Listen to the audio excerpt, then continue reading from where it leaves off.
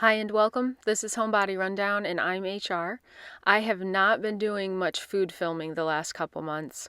May and June are typically beautiful weather months here in Southwest Michigan, and I love gardening more than cooking, so I've been outside a lot. But I did have a few things that I filmed, so wanted to get this video out, and hopefully it can give you some ideas for dinners or desserts. Sorry, I don't follow many recipes, so there are not links. Starting with blueberry muffins. When I'm baking, I like to start prepping the night before or early in the morning, just getting the mixer set up and getting out all the ingredients, the measuring spoons, etc. ahead of time. Getting the liners in the muffin pans. These are ceramic and the recipe makes 12. Using some of the much smaller wild blueberries that I bought at Walmart. The kids do not like to eat these nearly as much as the larger sized ones I get at Costco. My daughter said that the tiny ones also seem to have a lot more stems, but I haven't noticed an issue when making muffins. I need to take the time to check the size on this scoop and order one that's just a little bit bigger. Since I already have the muffin ingredients out and the mixer is dirty, I'm going to go ahead and make some banana muffins. I usually only do this when oldest child is home from college because not everyone likes banana muffins. I didn't have any more milk upstairs and I was too lazy to go to the basement for more, so I'm using some half and half on these. I figured it would probably taste just fine. The muffins all turned out great and were all eaten. I do store them in the refrigerator.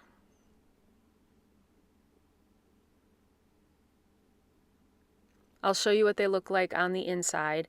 This is a very traditional muffin recipe. Actually, this one I do have a link for.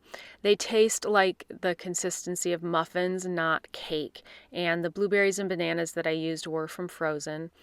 I can't remember the last time we actually ate through an entire bunch of bananas before they started to turn. I always have bananas in the freezer.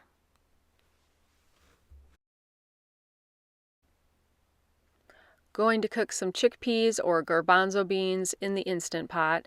These have been soaking overnight from a dry bean that I ordered from Azure Standard. I do make a brine with salt and water based on instructions from America's Test Kitchen. This is how they look after they've cooked. I won't be able to use all of them up right away, so I'm putting some beans with the liquid in freezer jars after it has cooled down.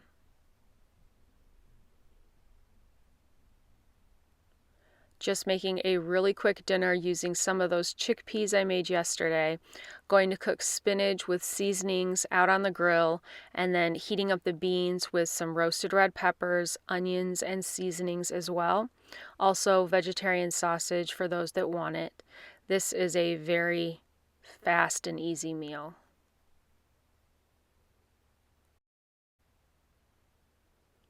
Going to make a stir fry by first roasting some frozen cauliflower florets and chopped fresh green bell peppers. It is important to be very careful because these steam a lot when they come out of the oven, so be really careful when you open the oven door. I always step back. Making a sauce with Trader Joe's General Tso's and some Whole Foods brand organic buffalo wing sauce for spiciness. Adding some Japanese barbecue sauce for saltiness and a little oil to help coat the vegetables. Chopping some whole roasted salted cashews. Also had some fried leftover eggs, so chopping those up as well. Adding sauce onto the veggies. These had already been roasting in the oven for quite a while. I put them back in for just a couple minutes. I don't have the temperature very high, but this stuff has a lot of sugar, so it will burn. So watch that. Made white basmati rice in the Instant Pot. The veggies are done, and you can see that even after a couple minutes, the edges started to burn. Put it all together in a bowl. It was fairly quick, nothing fancy, but used up some leftovers. On this day, I'm using more leftovers from the last couple of meals to make a soup. If leftovers gross you out, this is not for you. This is a little weird, honestly, for me too. I would usually make a soup like this with kale instead of spinach. Starting with toasted sesame oil and frozen chopped onions, then added all the seasonings and spices, and this jar of green Thai curry paste. Then a garden veggie bouillon cube, and let this cook for a few minutes.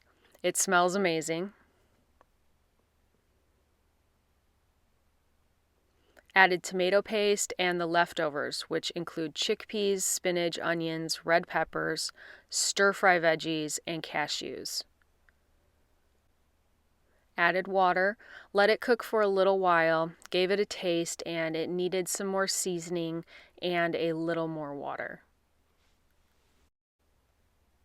Simmered for a few more minutes, then added lime juice after tasting it. Then just a little bit of cream. This was excellent, especially the broth. We had some little naan breads left over, which we could dip in it. I think it just would have been perfect if it was kale instead of spinach for a better texture. Tonight's dinner is garlic bread and pasta with semi-homemade sauce. The bread is an olive bread that we bought at a local bakery, and I had put it in the freezer, so I did defrost it today, mixing together butter that I melted with olive oil, garlic powder, and garlic salt. Not too much salt, but the butter is unsalted. I ended up making quite a bit of butter sauce, so these will be fairly decadent.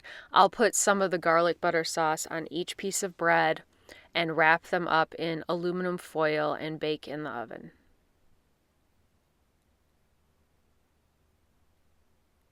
For the pasta sauce, I cooked vegetarian sausage in olive oil, now adding chopped frozen white onions, seasonings including Italian seasoning and crushed red pepper, and I had some of the garlic butter left over, so putting that in as well. Cooking whole wheat penne in salted water. To this sauce, I'm adding tomato paste. I added an entire jar because I really like a strong tomato flavor. Also, I roasted garlic earlier today in the oven, and I'm going to get this chopped and use some of it in the sauce. At this point, I would normally add tomato sauce, but I have this jar of pasta sauce I needed to use up, so adding that instead. And while that is simmering, I'm getting the chopped garlic divided into containers for the freezer and a container for the refrigerator. The bread is done. Added some shredded Parmesan on top. This turned out great. This morning I'm making granola. I'm pretty much the only one who eats this, so I make it just how I want it, with almonds and a bit of a softer texture. I don't like it when it's really crunchy. Ingredients include old-fashioned oats, almonds, maple syrup, honey, cinnamon, salt, vanilla, and the fat I use is melted palm shortening. I bake it on parchment paper and spread over 2 cookie sheets. While that's baking, I'm going to make a cake. Figured I might as well since I already have to clean the mixer. I am trying a random vanilla cake recipe I printed off the internet years ago, and I don't know where it's from, so I cannot link it. And honestly, it didn't really turn out. This cake has a lot of fat. It has butter instead of oil and sour cream and milk. The batter seems to have whipped up really well, so we'll see. After the granola is cooled, I break it up into smaller pieces and then store it in a half-gallon jar that I got from Azure Standard. I can link these in the description. Cake is done, I guess. It didn't really rise, and I feel fairly confident that I got all of the ingredients in there. Anyway, I thought that's fine. I'll make a really nice buttercream to put on it. So I melted butter and got the vanilla in there and the little powdered sugar left in the container. But when I went to find more, there was no more. That was all the powdered sugar I had in the house. So technically, I don't think this is even frosting. This is just sweetened butter. And you can see floating pools of butter on this cake. But I made it, so we were going to try it. I think it's starting to congeal here. You can see how dense the cake is, but holy smokes, was it moist and absolutely delicious. More like a pound cake, which makes sense considering the ingredients. Youngest child absolutely loved this dessert.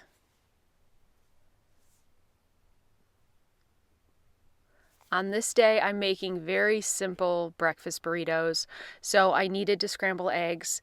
A few of these burritos will make it to the freezer, but I do leave about half of them in the refrigerator because people eat them for breakfast or lunch. They're just so convenient. Using large whole wheat Stacy's brand tortillas I ordered from Azure and some sliced Havarti cheese from Costco, sliced up red bell peppers as well.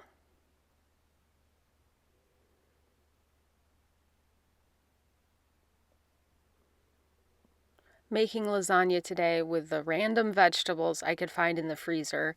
That included some cherry tomatoes that I'm going to roast in the oven.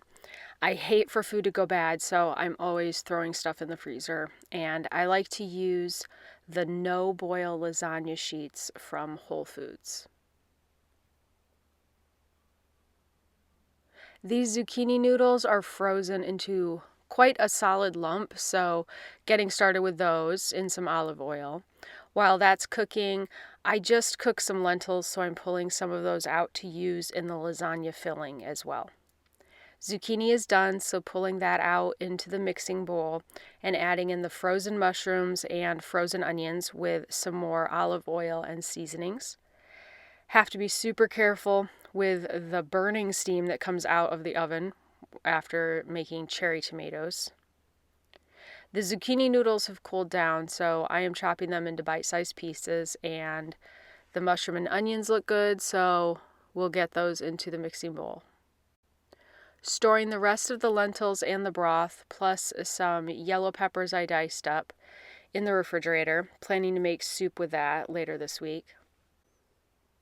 The kale is done, and so are the cherry tomatoes.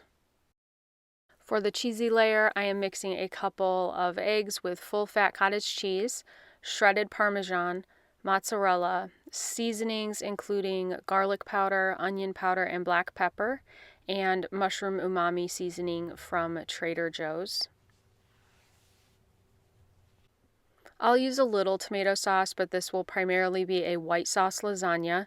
For that, I have butter and oil in the pan with Italian seasoning, roasted garlic, and red pepper flakes. Also added roasted garlic powder, onion powder, garlic powder, and black pepper. Now whisking in all-purpose flour as a thickener. This has been cooking for a minute or two, so starting to slowly add in milk.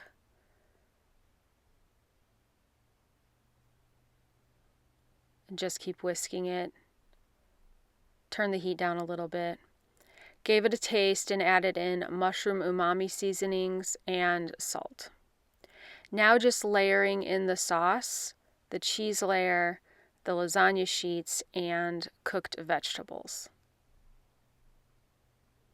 I covered it with aluminum foil and baked for about 45 minutes.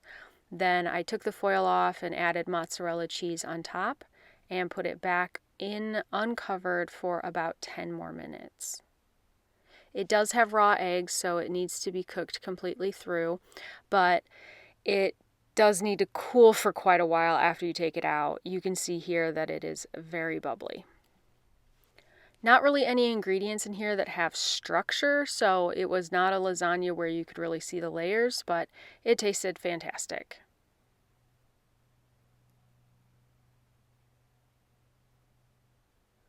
Okay, I did not film much meal prep here.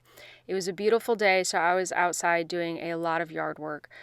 Pretty much just from the freezer dinner. Fish I defrosted in the refrigerator yesterday, a bag of frozen Mediterranean blend veggies, and a bag of frozen butternut squash, and also, of course, just randomly, the goggles that I wash that are on the counter. I really prefer to make fish out on the grill if possible, just to keep the smell out of the house. I have 2 pans here, one that had the thicker pieces, so it's been on longer, and the thinner ones I just put on a couple minutes ago. Here's the finished fish. This is rockfish, I think. I added salt, pepper, garlic powder, onion powder, and lemon juice and lemon pepper. This cooked really well on the grill. It had a lot of flavor and was not dry. So overall lately we've been doing a lot more convenience meals, a lot more ordering pizza just because I'm not taking the time to cook, but I think this month I'll be able to make a lot more, including maybe that really dense vanilla cake again because it was so decadent and good. Thanks for watching.